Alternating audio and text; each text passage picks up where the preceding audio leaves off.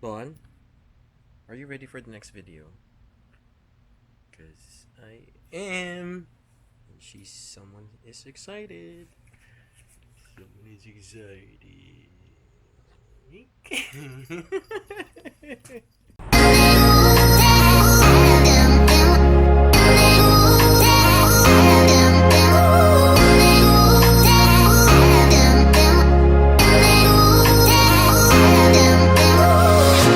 Hello smart and beautiful people, my name is Angelo Dominguez and I'll be your skin and body specialist. Remember, I'm not a licensed doctor nor a derma, so if you have severe skin issues, you might want to check with your derma, or you can actually visit NV and have them check you. These videos are created purely for fun and information sake. So today our topic will be on how to take precautions or protect yourselves from viruses, diseases, and other bacteria. The topic is actually not new.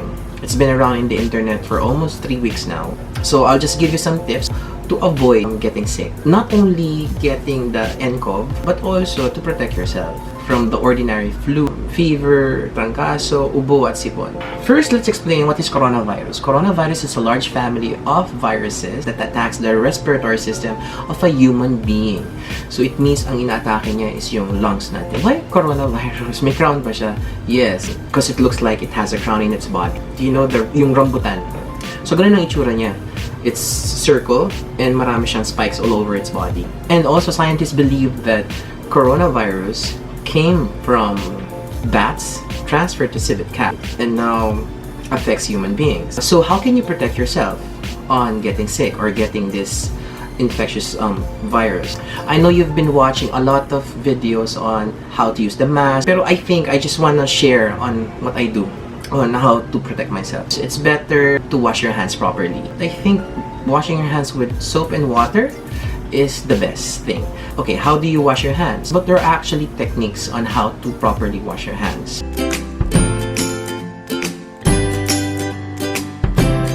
First, make sure your hands are very wet. Take a good amount of liquid soap or bar soap. Okay, how do you wash your hand? Of course, there are techniques pala eh. So, sinasabi ko, first is actually the rotation on your hands. Yung iniikot-ikot yung hands mo. Diba? Yan yun. Meron silang tinatawag din na spider. Okay. That's in between your fingers. Yan. Yung ginaganyan. Yung ginaganyan yan. Fingers. Okay. On top. Between. Together. On top of each other. And then, yung hinahawakan yung thumb. You have to grab your thumb. Then the other thumb as well. Okay. And then your wrist. And then your other wrist also. Yan. And then thoroughly wash your hands. If you are in a public comfort room or restroom, ang ginagawa ko is I get a tissue and then I use that to dry my hands. But I don't throw it right away. I use it as to turn on the faucet. Kasi para hindi mo nahawakan, then naghugas ka na ng kamay, di ba? Pag yung door is actually pull, I also use the tissue to open the door. So hindi ko siya tinatapon right away. Pag naman-pull siya, I just use my body to bump it just to open the door. Pero pag syempre nasa bahay ka na, yung comfort of your home, you can actually do without the tissue. Of course, kasi sariling bahay yan, alam mo kung gaano kalinis yan, di ba? Nagda-dry ang hands mo, di ba, pag soap. Yung ibang soap kasi doesn't have any ingredients that can protect your skin. It's because soap usually have antibacterial property, antimicrobial, pero wala silang ingredients to maintain the pH level of your skin. That's why, pag gumagamit ka ng soap, medyo sobrang nagda-dry yung skin mo. I'm a big fan of ingredients. Meron ng mga soaps ngayon that they can actually balance the pH level of your body or your skin. What is pH level? pH level is the acidity and alkaline of your body. Di ba sinasabi nila na parang pag maalat yung pangis mo? Ibig sabihin, not you're acidic. Just be mindful of the ingredients of whatever hand soap or liquid soap for that matter. If you will compare washing your hands with alcohol, I will not mention the brand. For me, better pa rin na maghugas ka ng kamay. But of course, kung walang time or you're outside or there's no common restroom for you to wash your hands, it's better to have a handy alcohol this size in your bag. This one I like, it's because it has a protective cap na hindi mo siya ma-accidenting mapipress pag nasa bag mo. Mas maganda yung meron ganito na may protective cap. Mas gusto kong maghugas ng kamay na ginagamit ang bar soap or liquid soap. Pag nagli-liquid soap ako, I make sure that there is antibacterial property. I don't mind the fragrance too much, kung hindi siya mabango, okay lang sa akin. It doesn't matter. As long as I'm sure that what I'm using will kill the germs. We always touch every day. We touch our body, our things, our doorknobs, our car. The germs is actually in the hands. So yun, just be careful with that. I got all of this stuff last year pa. I had a dog who died before pa. So parang feeling ko kasi may maraming mikrobyo. And then the cause of the death of my dog was because he was licking my floors. Yung floors ko, merong floor wax. So, yun, I think yun yung naging cause ng death niya. When I got a new one, mas naging concern ako sa mga stuffed toys niya na binibili. Di ba mahilig tayo sa mga ganun? If we have a pet, we buy them stuffed toys, we buy them clothes. This dog of mine is very, very smart. I started buying UV light, they call it. Someone gave me this, I think 2 years ago. It's a handy UV light. You can actually put inside your bag. And it has parang AAA battery yata, I think. Yeah, AAA battery. So it can kill 99.9% of germs, bacteria, and viruses. Remember, people, you cannot directly look at the light because this is UV. When you say UV, this is radiation. You have to be very, very careful on using this kind of stuff. Hindi to laruan. So, hindi to kailangan ibigay to sa mga anak ninyo. You have to use this with caution. So, ayan. Like for example, this one. Napatay ko yung germs ngayon yan. I love the smell that it produced, the O3, but it's very, very harmful. Pag naamoy ko lang siya, parang alam ko bacteria-free na siya. But it's very harmful to the body. I suggest that you read the manual when you buy this. Again, this is not a toy. Iba na yung amoy niya. Alam niyo ba yung amoy ng sterilizer? Yung mga may baby na. Ayan, may mga sterilizer for the bottle, dun sa mga gamit ng babies nila. Meron na bibili parang box di ba? Right? And I think this company also produced this one. It's very handy. So, medyo naging fan ako. So, hindi ako nakontento. I got myself a bigger one. This one man. So, it's a bigger one. It's a bigger version. This one I use to sterilize my pillow. Pero, because of its limited surface, kasi matagal to pag ginagamit mo. Like, for example, this one. Okay, you have to stay like 5 seconds on each passing. So, medyo matagal siya. So, it's a bigger version of this one, the smaller one.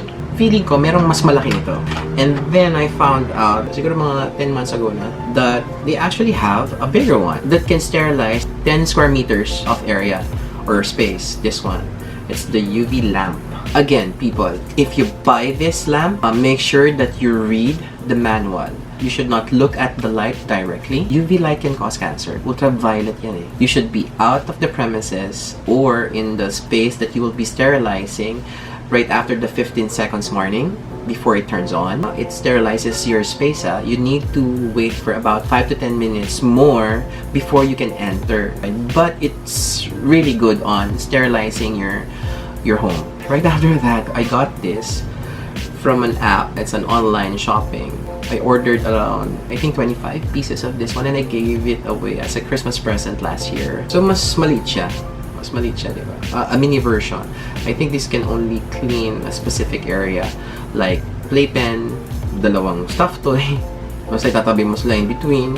I cannot emphasize the importance of reading the manual before using this. So at least now you already know how to wash your hands. Second, you know how to kill the germs, bacteria, viruses in your space. Now, to properly use the face mask. It's just so sad that some people have taken advantage of this situation that we are experiencing right now, which is the taal and also the nCoV. Nakakapanghinay na isipin na sila gagawin nila ito just to earn.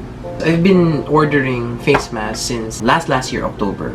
It's been a habit of mine. I usually order 3 boxes, then I reorder after like 2 months because it's only one-time use. This is disposable. And I only pay 175 pesos for 3 boxes. Just imagine, no? 175 pesos, so it's around 60 pesos per box. And 50 pieces.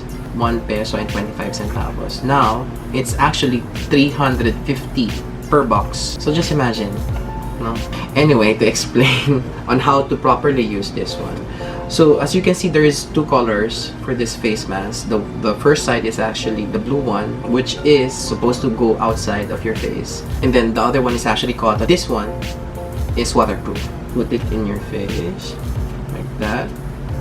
And then pinch. Then make sure there's no air na lumalabas dito. For people who wear glasses like me, if you wear your glasses and it gets foggy, makikita nyo, nagpa-fog, di ba? So, ibig sabihin, mali yung pagkakasuot ko. Dapat hindi magpa-fog yung glasses because dapat i-pinch mo talaga siya. Okay na magkaroon ka ng marka dyan. It's fine. At least you're protected. Now, as you can see, magsasalita ako ulit, but there's no fog. Then, how to properly remove it? Yung iba kasi hawakan lang, ganun. People, that's the wrong way to remove the face mask. Remember, if you are breathing in, the viruses, bacteria, and other stuff gets filtered in this blue area. So, to properly remove it, just do this. Do not touch the blue part, then throw it away. Why? Because if you touch it, you're just grabbing all the germs. So it's useless. So there you go. At least meron ako naitulong sa inyo ngayon. And if you have any suggestions or any comments, just put them on the comment section below and I'll read them. And then let's see kung ano pa yung mga iba yung ginagawa to protect yourself and to avoid getting sick. And other than this, na ginagawa ko for my home and for myself, I also do drips, immunity drips for my body. It's better. I take it once a week to strengthen my immunity from colds, flu, and viruses. So, para hindi ako madalas magkasakit. And it also cleanses my body. So, make sure you get that. If you have a budget to do it, I advise you to do it. It's really good. It strengthens my immune system. It hydrates me as well. I've been doing it for almost a year and a half. And thankful ako that I discovered it. Fun facts. Stay germ-free by not sharing lipstick, towels, and other personal stuff that can be easily contaminated with germs and bacteria. When in a restaurant, try to request a cup of hot water and soak the utensils before using them. Remember, take good care of your health and body because you will be together for a very long time. Anyway, people, I hope that you enjoyed this video and I've imparted some knowledge on how to protect yourself and your family, and of course, especially you. I hope you enjoyed it because I did. So if you want to see more of me, you can actually follow me on my personal Instagram. It's Angelo2Jello. So again, people, I'll see you next time. Until next video. Mwah!